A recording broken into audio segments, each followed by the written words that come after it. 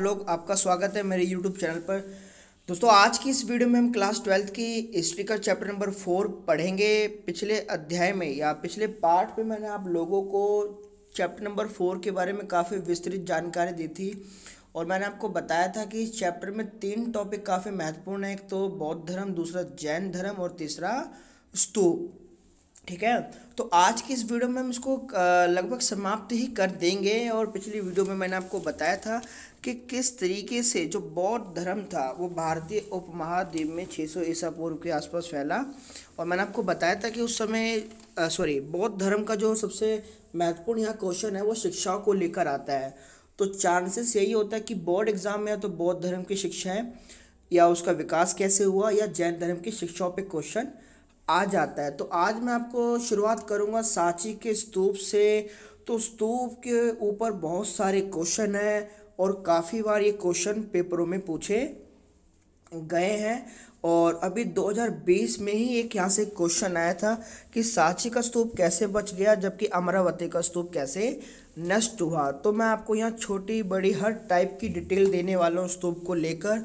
तो आप इस वीडियो को अंत तक देखना और उसके बाद हम अंत में जो हमारा मेन क्वेश्चन होगा वो शैव और वैष्णव धर्म का उदय कैसे हुआ और साथ साथ फिर मंदिरों का विकास कैसे हुआ। तो ये 3 टॉपिक आज की वीडियो के लिए महत्वपूर्ण है और इस तरीके से हमारा पूरा अध्याय समाप्त हो जाएगा। दोस्तों, इस वीडियो को शुरू करने से पहले मैं आप लोगों से एक रिक्वेस्ट करता हूं कि आप हमारा चैनल सब्सक्राइब कर दें और लाइक कमेंट शेयर भी कर दें। कमेंट तो इसलिए कर देना ताकि मुझे पता तो चले कि जो मैं वीडियो बनाता हूं या जो बात मैं बच्चों को कहना चाहता हूं वो बात बच्चों के समझ आ रही है या नहीं। ठीक है दोस्तों, तो आप सब्सक्राइब चैनल को ज़रूर कर देना। तो दोस्तों, आज का हमारा जो सबसे पहला जो टॉपिक है वो स्तूप क्या है, स्तूप कैसे बनाए जाते थे, स्तूप की संरचना क्या है। सांची जो भोपाल में उसका स्तूप की हम मूर्ति कला को समझेंगे। लगभग हम सभी टाइप के क्वेश्चन यहाँ देखेंगे और मैं आपको गारंटी दे सकता हूँ कि इन क्वेश्चनों के बाद ऐसा कोई भी क्वेश्चन नहीं रह जाएगा जो आपके लिए परेशानी बने। तो सबसे पहले हमें स्तूप को समझना होगा कि स्तूप क्या होते हैं। देखिए, मैंने स्तूप की एक बहुत सिंपल और सरल डेफिनेशन यहाँ पर लिखी है। स्तूप एक टीला है जिसमें महात्मा बुद्ध से जुड़े अवशेष जैसे नाखून, केश माने बाल, इस्तेमाल किए हुए बर्तन इत्यादि रखे जाते थे। जी हाँ दोस्तों, मैंने आपको पिछली वीडियो में बताया था कि किस प्रकार से 600 ईसा पूर्व के आसपास भारत में बौद्ध धर्म का विकास हुआ। तो जो स्तूप कला भी है वो बौद्ध धर्म से ही जुड़ी है। आपको ध्यान रखना होगा कि लगभग 2 से 3rd सेंचुरी BC के करीब महात्मा बुद्ध की जब महायान शाखा का अस्तित्व आया तो उस समय मंदिर और मूर्तियां बनना शुरू हो गई। तो स्तूप का निर्माण भी लगभग उसी समय माना जाता है कि क्या हुआ, कुछ राजाओं ने, खासकर अशोक वादन एक ग्रंथ है उसके अनुसार ये कहा जाता है कि अशोक ने पूरे भारत में 84,000 यानी 84,000 स्तूप बनवाए, ऐसा माना जाता है।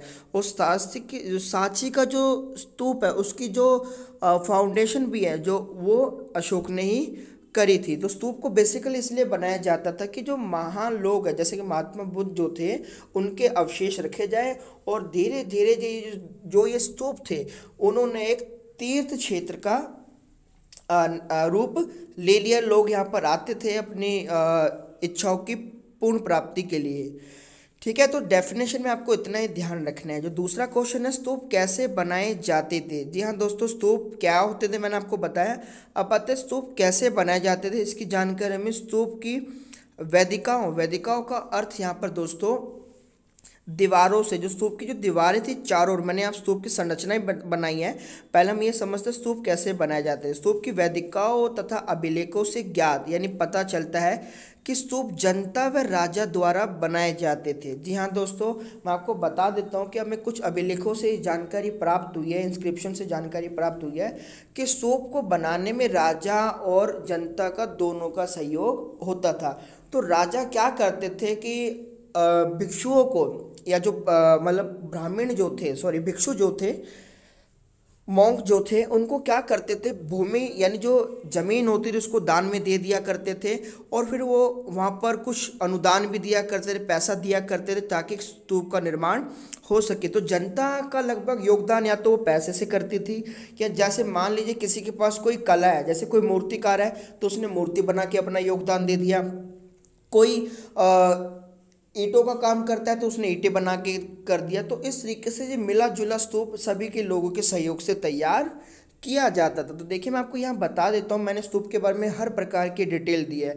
क्वेश्चन जिस टाइप से है आपको उसी टाइप से आंसर करना, ना कि आपको सब लिखना है। लेकिन मैं आपको ये जरूर कहूँगा, अगर क्वेश्चन 8 मार्क्स का आता है तो आपको स्तूप की डेफिनेशन कंपलसरी लिखनी ही लिखनी है, ताकि एग्जामिनर को ये पता चले कि स्तूप होता क्या है, और इससे आपका जो पेपर है वो थोड़ा और भी अट्रैक्टिव बन जाता है। अब आते हैं हम थोड़े बड़े क्वेश्चनों पर।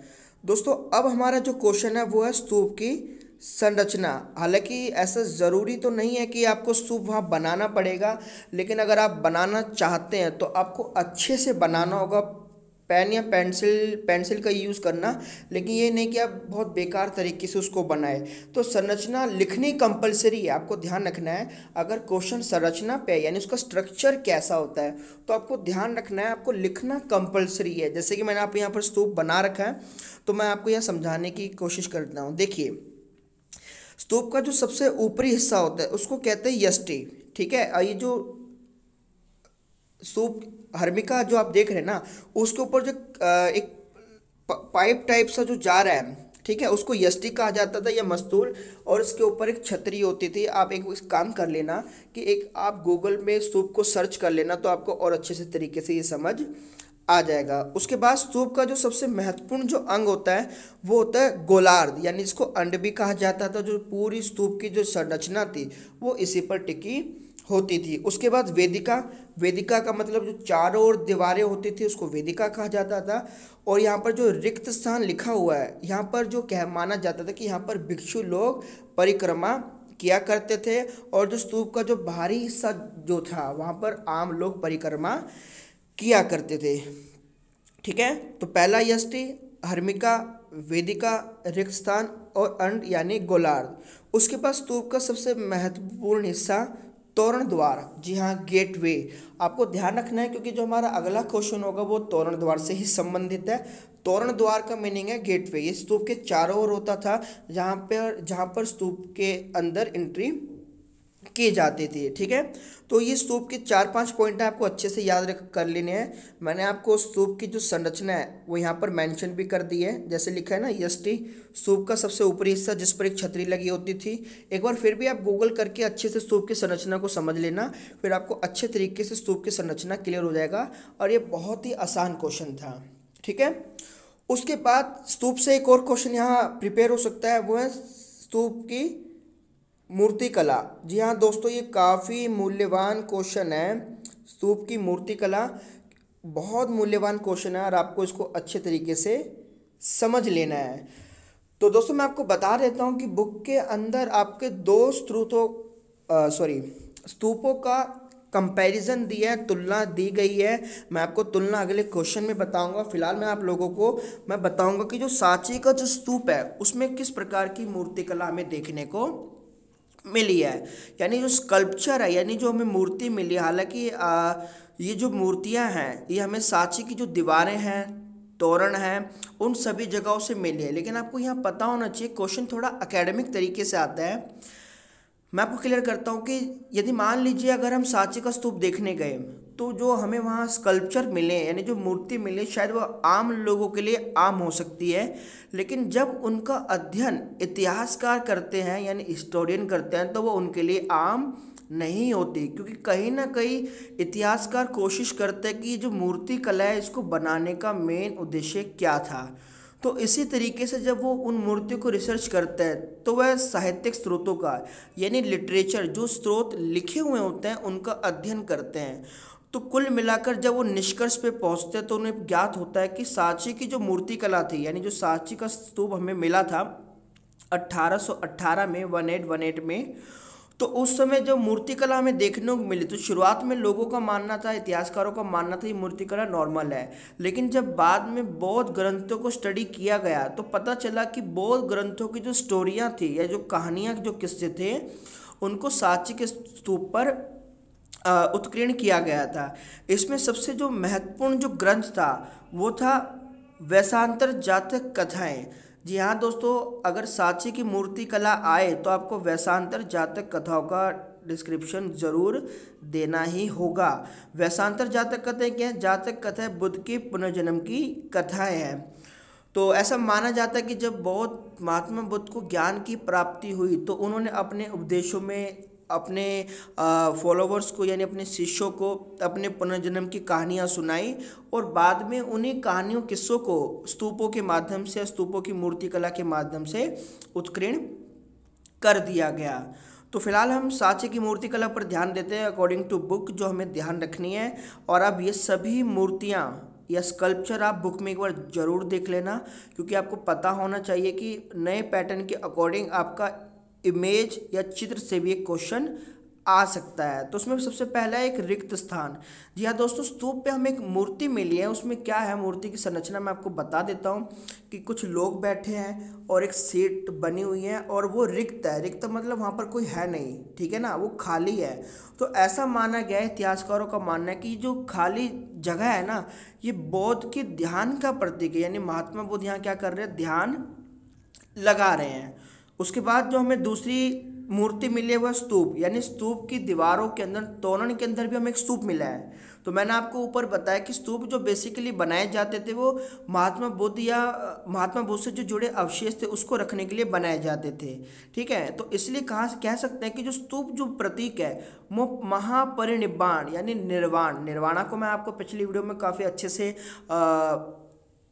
डिस्क्राइब कर चुका था। तो स्तूप जो प्रतीक है वो महापरिनिर्वाण का प्रतीक है। तो आपको ध्यान रखना है कि ये जो पॉइंट्स है ये 1 मार्क्स में भी आपसे पूछ सकते हैं या इमेज दिखाकर भी आपसे पूछ सकते हैं। आपको हर तरीके से प्रिपेयर रहना है क्योंकि 1 मार्क्स का सवाल है।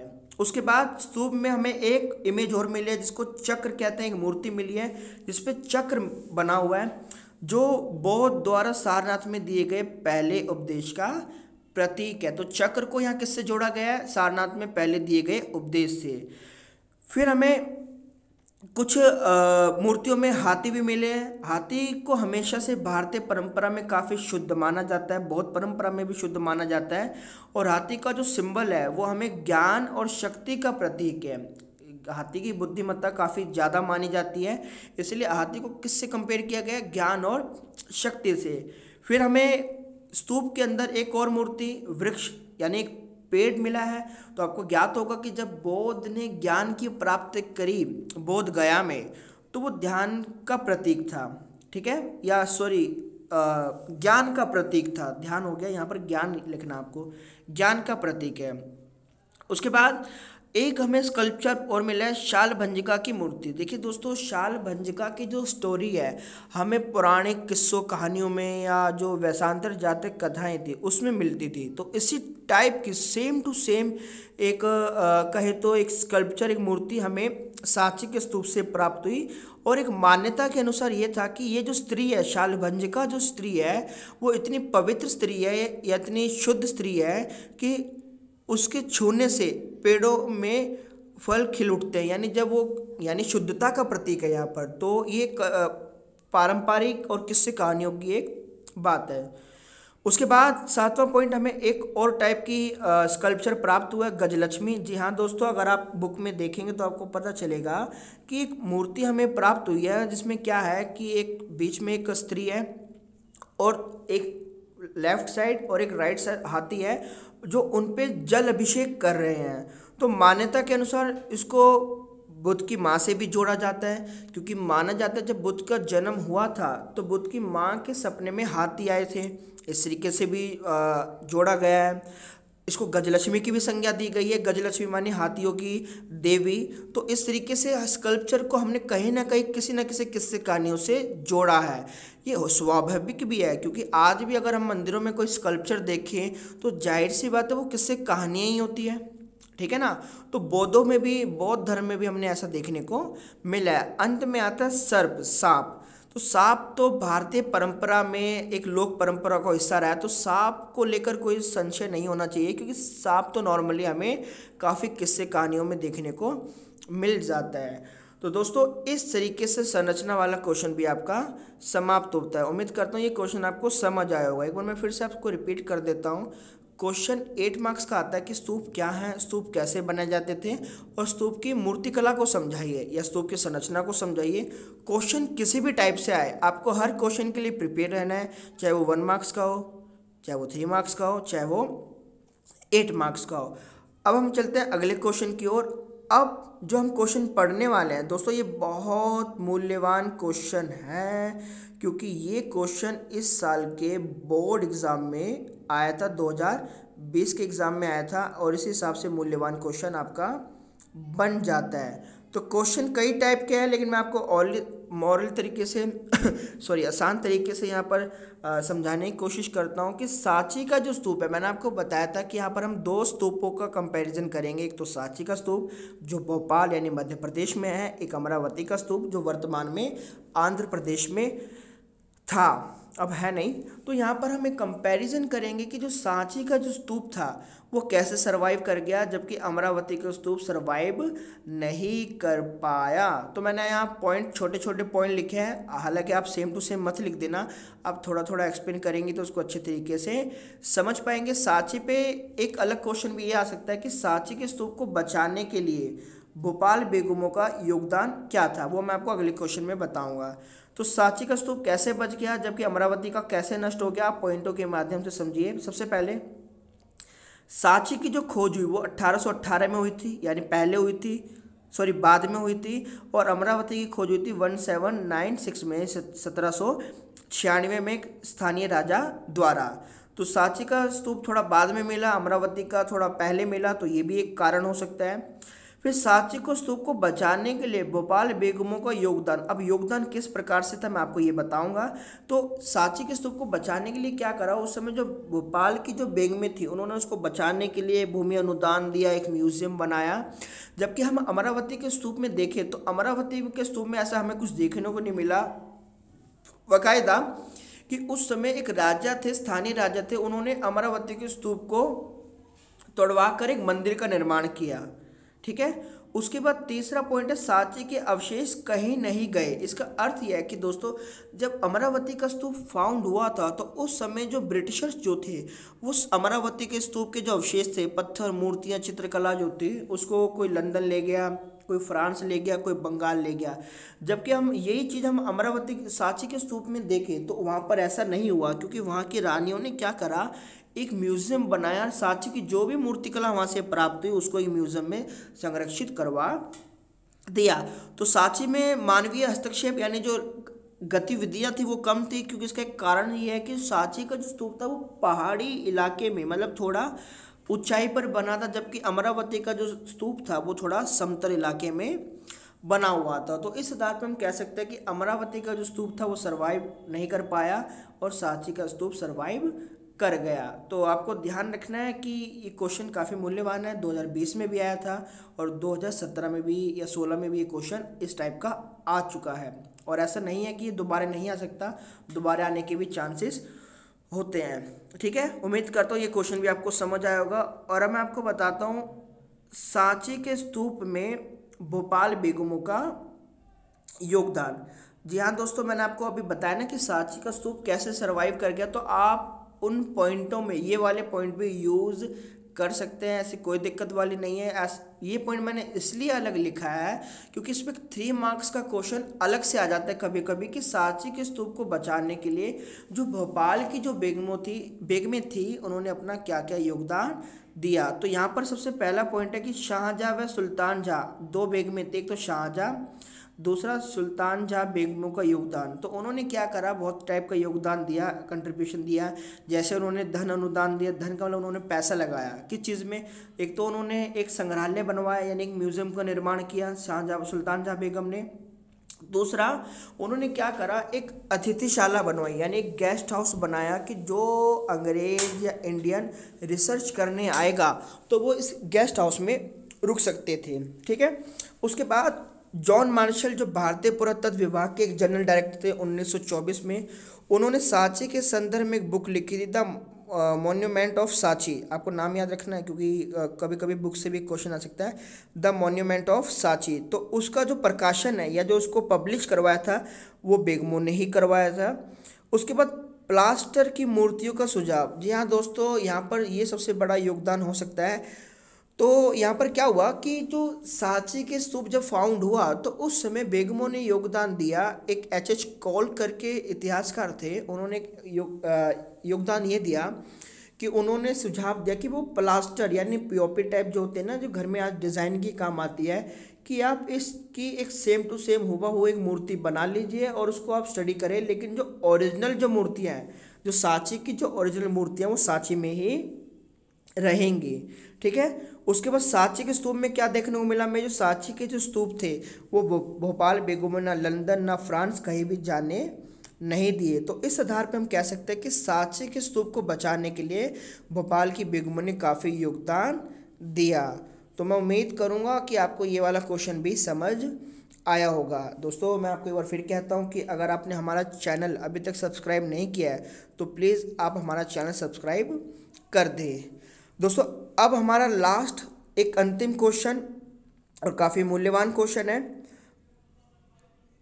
आने के चांसेस है, हालांकि काफ़ी कम आया है, लेकिन अगर हम बोर्ड के हिसाब से इस बार देखें तो एक नया क्वेश्चन है, तो ये आपसे पूछ सकता है। ठीक है। क्वेश्चन है पौराणिक हिंदू धर्म का उदय। देखिए दोस्तों, अगर जब हम हिंदू धर्म की कहते हैं तो बहुत मुश्किल है कि हिंदू धर्म को 5 या 6 मिनट की वीडियो में समझाना, लेकिन मैं आपको कोशिश करूंगा इस वीडियो को समझाऊं, या पौराणिक जो हिंदू धर्म है, जो हिंदुज़म है उसका कैसे विस्तार हुआ और हिंदू धर्म का मूल स्वरूप क्या है। वैसे तो हिंदू धर्म का जो मूल स्वरूप को पहचानना बहुत ज़्यादा मुश्किल है, क्योंकि हिंदू धर्म विश्व का एक ऐसा धर्म है, एक विविधतापूर्ण धर्म है, क्योंकि यहाँ पर हमें निराकार पूजा करने वाले भी मिलते हैं, हमें सगुण पूजा करने वाले भी मिलते हैं, हमें योगी भी मिलते हैं, हमें नाथ भी मिलते हैं। कोई शिव को पूजता है, कोई विष्णु को पूजता है, कोई मूर्तियों को मानता है, कोई मूर्तियों को नहीं मानता, कोई तंत्रवाद को मानता है, कोई ब्लैक मैजिक को मानता है। ये सभी टाइप की जो वैरायटी है वो हमें हिंदू धर्म में देखने को मिलती है। बेसिकली मैं आपको बता देता हूँ, हिंदू धर्म को हिंदू धर्म नहीं, शाश्वत धर्म कहा जाता था, सनातन संस्कृति कहा जाता था। और शाश्वत और सनातन का मतलब होता है जो हमेशा से है, हमेशा रहेगा। ये बिल्कुल सच बात है कि हिंदू धर्म काफ़ी प्राचीन धर्म है। दुनिया का सबसे प्राचीन जो धर्म है वो हिंदू धर्म ही है। और हिंदू धर्म की जो शुरुआत लगभग मानी जाती है वो हड़प्पा काल से मानी जाती है।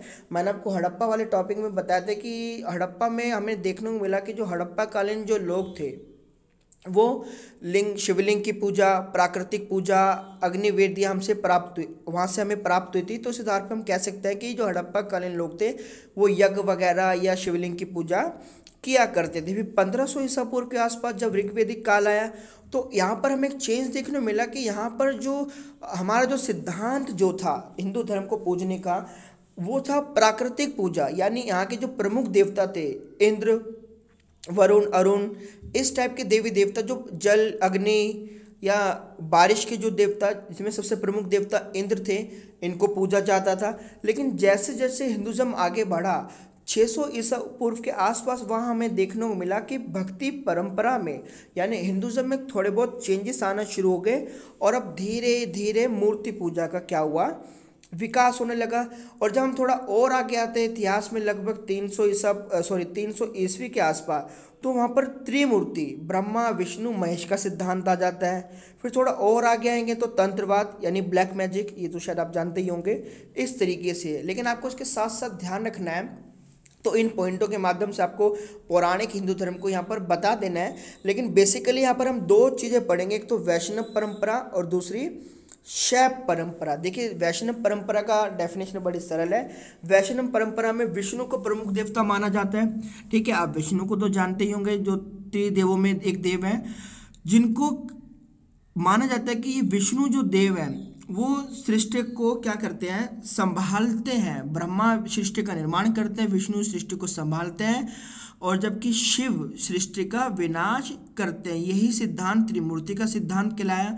लेकिन हिंदू धर्म में दो परंपराओं का प्रचलन काफ़ी अच्छे तरीके से हुआ, एक तो वैष्णव परंपरा और दूसरी शैव परंपरा। वैष्णव परंपरा में क्या था, विष्णु को प्रमुख देवता माना जाता था, और वैष्णव में अवतार परंपरा का प्रचलन था। ऐसा माना जाता था अकॉर्डिंग टू वैष्णव या हिंदू धर्म कि जब जब पृथ्वी पर पाप बढ़ता था, भगवान विष्णु अवतार लेते थे। और आपको याद होगा, आपको पता होगा कि भगवान विष्णु के 10 अवतार हुए हैं अभी तक, ठीक है, सॉरी अभी तक 9 अवतार हुए हैं। जैसे 7वें जो अवतार थे भगवान श्री राम, फिर कृष्ण, फिर महात्मा बुद्ध भी भगवान विष्णु के अवतार माने जाते हैं। और जो 10वां जो अवतार है वो तब आएगा जब कलयुग अपने चरम पर होगा, जिसका नाम है कल की अवतार, ठीक है। और आगे यही जो अवतार जो परंपरा थी, तो धीरे धीरे इन अवतारों को मूर्तियों में उकेरा गया, और फिर मूर्तियों के साथ साथ मंदिरों का निर्माण भी होता गया। शैव परंपरा में भगवान शिव को, जो विनाश के देवता है, ठीक है, उनको फॉलो किया गया। देखिए शिव इनमें सबसे, इनको महादेव कहा जाता है। भगवान शिव को महादेव यानी वो देवों के भी देव है, क्योंकि अगर आप शिव के बारे में कभी स्टडी करेंगे तो भगवान शिव का जो नेचर है वो बाकी देवों से अलग है। वो भूतनाथ भी है, यानी वो भूतों के देवता भी हैं। वो विश्वनाथ भी, वो विश्व के भी देवता, वो पशुपतिनाथ भी है, यानी वो पशुओं के देवता भी हैं। वो महाकाल है, यानी वो समय से भी ऊपर है, ठीक है ना। वो भोलेनाथ, वो भोले भी हैं, ठीक है ना। वो नीलकंठ है। तो लगभग जो भगवान शिव जो है वो वैरागी भी है, ठीक है, वो प्यार करने वाले देवता में तो भगवान शिव एक बहुत ज़्यादा विविधता से भरे गॉड है। इसलिए भगवान शिव की जो परंपरा है आज बहुत तेज़ी से आगे बढ़ रही है। और आपको मैं एक बता दूं, भगवान शिव की जो पूजा नॉर्थ इंडिया में, साउथ इंडिया में और लगभग पूरे वर्ल्ड में हड़प्पा कालीन समय में भी भगवान शिव को शिवलिंग के रूप में पूजा जाता है, ठीक है ना। अब शिवलिंग तो आप जानते ही होंगे। उसके बाद समय अनुसार क्या हुआ दोस्तों, जब ये परंपराएं आगे बढ़ी तो इसी के साथ साथ 300 ईसा पूर्व या 600 ईसा पूर्व के आसपास वैष्णव, शैव या हिंदू धर्म से भी मूर्ति कला का विकास होना शुरू हो गया। हालांकि मैं आपको बता दूं कि शुरुआती दौर में हिंदुज़म में मूर्ति कला नहीं थी। वहाँ पर सिर्फ निराकार पूजा को माना जाता था या ब्रह्मा विष्णु महेश को माना जाता था। लेकिन समय अनुसार क्या हुआ कि हिंदू धर्म में भी मूर्ति परंपरा आ गई और धीरे धीरे मंदिरों का निर्माण होने लगा। जैसे बौद्ध धर्म में स्तूपों का निर्माण होने लगा, इसी तरीके से हिंदू परंपरा में मंदिरों का निर्माण होने लगा। तो शुरुआती मंदिरों की क्या विशेषताएं हैं मैं आपको बताता हूँ, और उस तरीके से क्या क्या परिवर्तन उनमें आए मैं वो भी आपको बताता हूँ पॉइंट टू पॉइंट। तो सबसे पहले क्या था, एक चौकोर कमरा था। कि शुरू में क्या होता था, मैं आपको यहाँ कहानी के तरीके से बताता हूँ कि शुरू में क्या होता था कि मंदिर में सिर्फ एक कमरा होता था। कमरे में क्या होता था, एक छोटे क्या नाम है, भगवान टाइप से, एक मूर्ति टाइप से रखी जाती थी। सिर्फ एक बहुत छोटा कमरा होता जिसे गर्भगृह कहा जाता था। और उस समय मंदिर में सिर्फ एक ही दरवाजा होता था, जैसे आज हमारे छोटे छोटे मंदिर होते हैं। लेकिन समय अनुसार क्या हुआ कि इन मंदिरों की संरचना बड़ी होती गई। बड़ी होने का एक कारण ये था कि लोगों की संख्या यहाँ बढ़ने लगी, लोग यहाँ बड़ी तादाद में आना शुरू हो गए। और फिर मंदिर के ऊपर उन्होंने एक ढांचा बनाया, जैसे स्तूप में गोलार टाइप सा ढांचा होता है, लेकिन मंदिरों में गोलार टाइप का ढांचा नहीं होता, कई कई मंदिरों में मिल जाते हैं। तो हिंदू आर्किटेक्चर भी काफ़ी भिन्न है। अगर आप साउथ इंडिया के मंदिर देखें तो अलग टाइप से हैं, नॉर्थ इंडिया के मंदिर अलग टाइप से, और काफ़ी अट्रैक्टिव मंदिर थी ये। उसके बाद जो मंदिर का ऊपर जो शिखर टाइप से जो बनाया जाता था उसको शिखर कहा जाता था। उसके बाद समय अनुसार मंदिरों के अंदर भित्ति चित्र यानी जो उनकी दीवारें जो हुआ करती थी उन पे अलग अलग टाइप के चित्र वगैरह भी बनना शुरू हो गए थे, जो आज भी हमें देखने को मिल जाते हैं। ये जो चित्र थे पौराणिक कहानी किस्सों से लिए जाते थे। फिर मंदिर के अंदर सभा स्थल का भी निर्माण होने लगा, यानी सभा भी होने लगी। उसके बाद तोरण द्वार, जो पहले कभी एक दरवाजा होता था उसके चारों ओर दरवाजे होने लगे।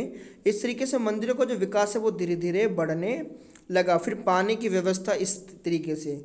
उसके बाद जो हमारा सबसे मूल्यवान जो पॉइंट है, पॉइंट नंबर 8, जी हाँ दोस्तों ये बहुत मूल्यवान पॉइंट है। ये इसलिए मूल्यवान पॉइंट है कि यह जो परंपरा है वो केवल आपको हिंदू धर्म में ही देखने को मिलेगी। क्योंकि आपको पता होना चाहिए कि जो